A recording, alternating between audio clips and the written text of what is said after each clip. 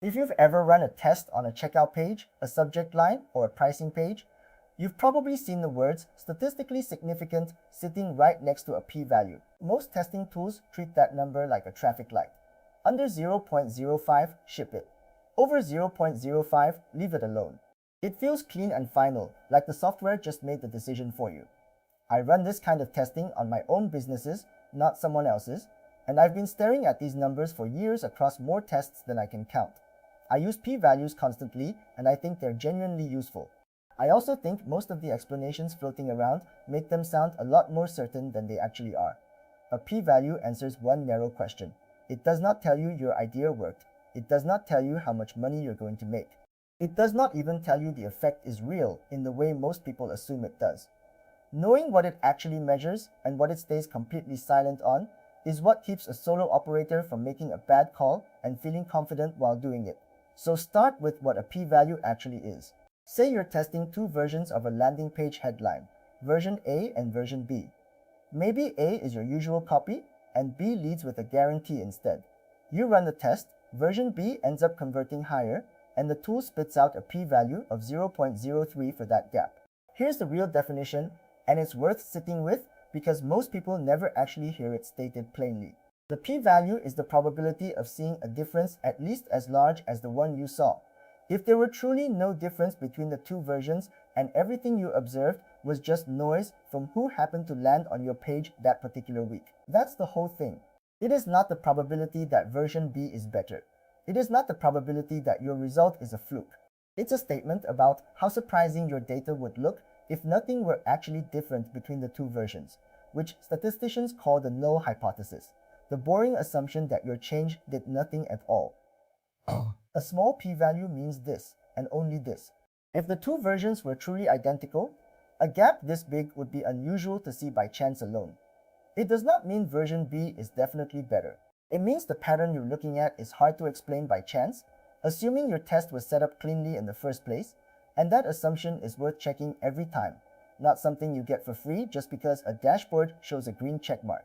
Now, here's the part that trips up small business owners more than anything else, because it's the part they actually care about when money is on the line. A p-value does not tell you how big the effect is. A p-value of 0.001 does not mean a huge effect. A p-value of 0.04 does not mean a small one.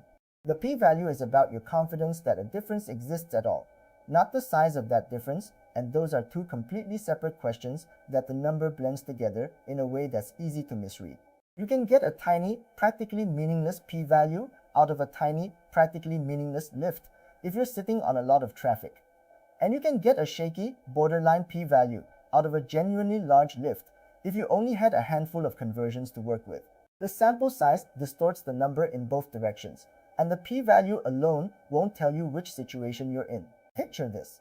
Version B converts at 3.1% against version A's 3.0%, and you ran the test long enough on high traffic to get there. That tiny gap can absolutely produce a significant p-value. It's real in the statistical sense, meaning it probably isn't random noise. It is also probably not worth rebuilding your entire page over, redesigning your checkout flow, or reprinting your pricing table. Before you act on any result, look at the actual size of the lift in dollars or conversions, not just whether the p-value cleared the bar. The p-value tells you whether to trust that a gap exists. It does not tell you whether that gap is worth caring about, and those are decisions you have to make separately, with your own judgment about cost and effort. Next problem. A p-value does not tell you the reason behind the number. A significant p-value tells you that something moved. It does not tell you why it moved. Say your email open rate jumps, and the p-value says that jump is unlikely to be random chance. Was it the new subject line you tested? Or did you also send at a different time of day, to a slightly different segment of your list, during a week when a competitor happened to have an outage or a bigger news story pulled everyone's attention elsewhere? A test only isolates the one thing you changed if everything else genuinely held equal. And in a one-person operation, held equal is a lot harder than it sounds.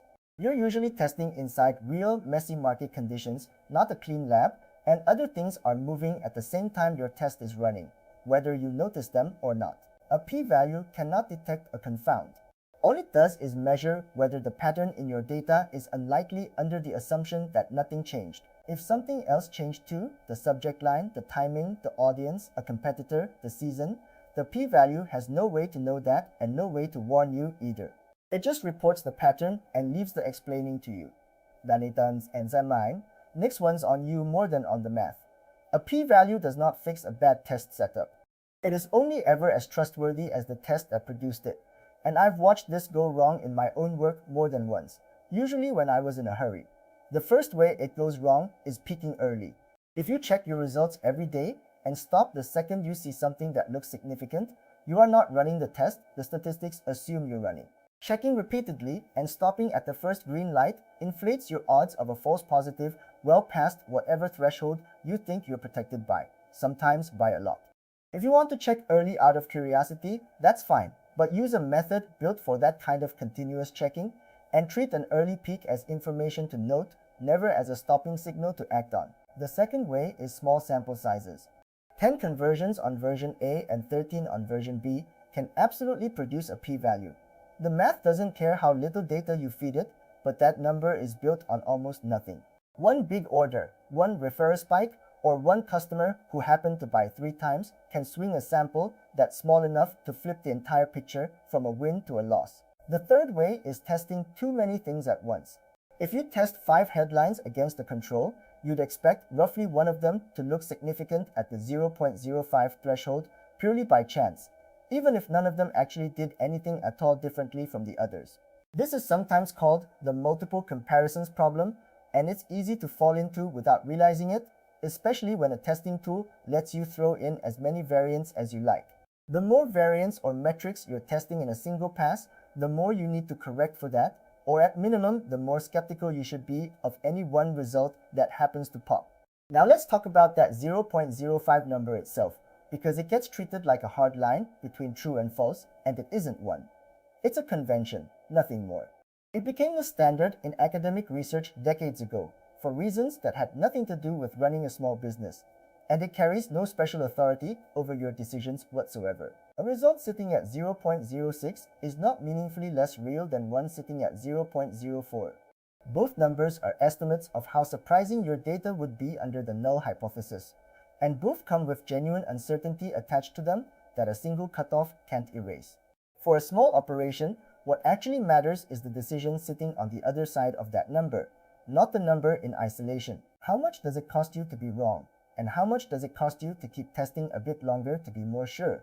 A pricing change you can't easily walk back, or a rebrand you can't quietly undo, deserves more caution and a stronger result than a subject line you can just change again next week with no real cost to being wrong.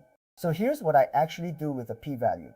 In practice, on my own numbers, on my own businesses, I treat it as one input among several, never as a verdict that ends the conversation.